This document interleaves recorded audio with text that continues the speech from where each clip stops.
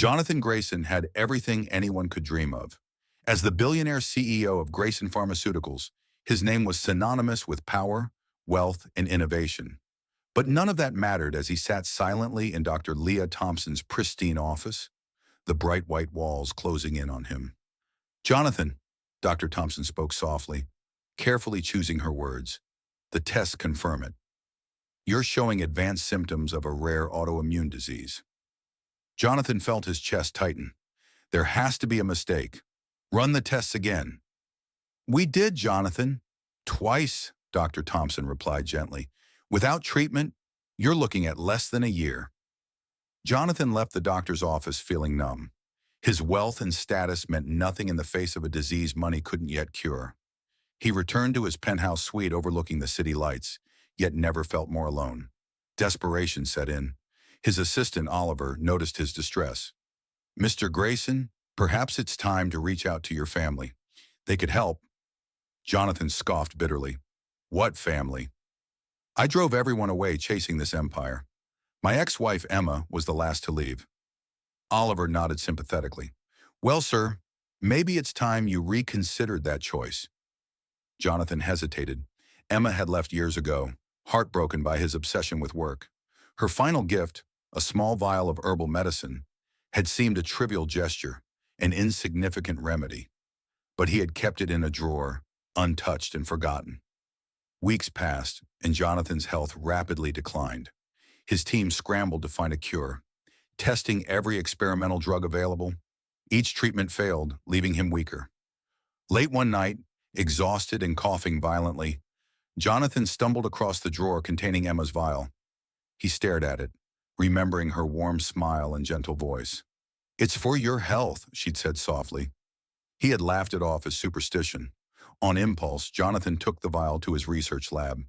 "Analyze this," he instructed his chief scientist, Dr. Ava Lynn. Dr. Lynn eyed the vial curiously. "What is it?" "Something my ex-wife gave me years ago. It's probably nothing. But at this point, I'm desperate," Jonathan admitted. Hours later, Dr. Lynn burst into his office, eyes wide with excitement. "Mr. Grayson, where did you get this? The compound inside is extraordinary. It targets autoimmune diseases precisely." Jonathan stared at her in disbelief. "Are you certain?" "Absolutely. This could be your cure." Jonathan felt hope surge for the first time in months. "Find Emma," he ordered Oliver immediately. "Bring her to me." Days later, Emma stood nervously in Jonathan's lavish office. Time had been kind to her presence calming and familiar. Jonathan looked at her, humbled and weakened by his illness. "Emma, the vial you gave me, it's the only thing that's shown any promise in curing my disease. Where did you get it?" Emma smiled softly, her eyes full of compassion. "My grandmother was a healer. She knew secrets that modern medicine overlooked. When I saw how your work consumed you, I worried about your health." Jonathan's voice cracked. "All these years, the answer was in your simple gift, something I foolishly ignored." Emma reached out, gently touching his frail hand. "Jonathan, sometimes the most powerful solutions come in humble packages." A silence filled the room, broken only by Jonathan's ragged breath. "Emma, can you help us recreate it?" She hesitated, looking deeply into his eyes. "Yes, but there's a condition." "Anything," Jonathan replied desperately. "You must use it to help others, not just yourself. It's a gift meant to heal, not profit." Jonathan nodded solemnly. "You have my word." Before Emma could speak further, Dr. Lynn entered urgently. "Mr. Grayson, there's something else. We traced this compound. It originates from a village that was destroyed years ago by Grayson Pharmaceuticals' deforestation project." Jonathan felt a chill run down his spine. His pursuit of wealth had unknowingly destroyed the very source of his salvation. Emma's humble gift wasn't just medicine. It was a lesson in humility, interconnectedness, and redemption. Jonathan looked at Emma, his voice heavy with newfound determination. "I will make this right, whatever it takes." Jonathan wasted no time. Within days, he set up a foundation dedicated to restoring the devastated village and protecting its surrounding forests. Emma oversaw the project, working closely with local leaders and villagers who had lost their homes and livelihoods. With the foundation's resources, the village began to thrive again.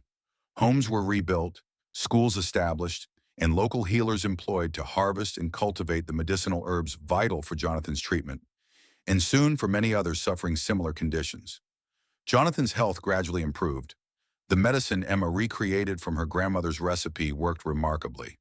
However, what truly healed Jonathan wasn't just the physical remedy, but the newfound purpose in helping others.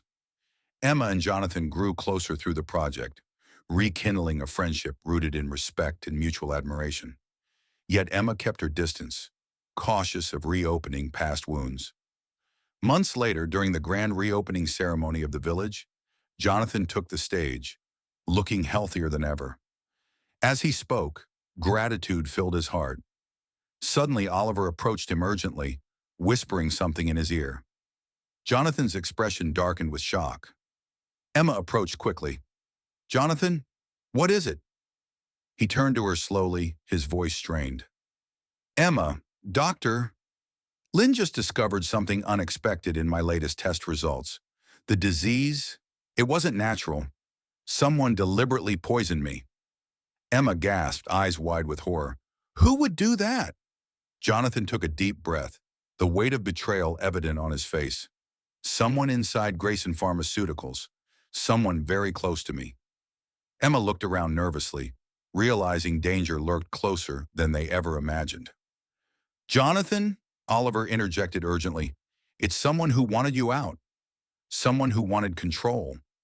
Dr. Lynn uncovered the evidence. Jonathan's mind raced. "Who is it, Oliver?" Oliver hesitated, then spoke gravely. "Your brother Marcus.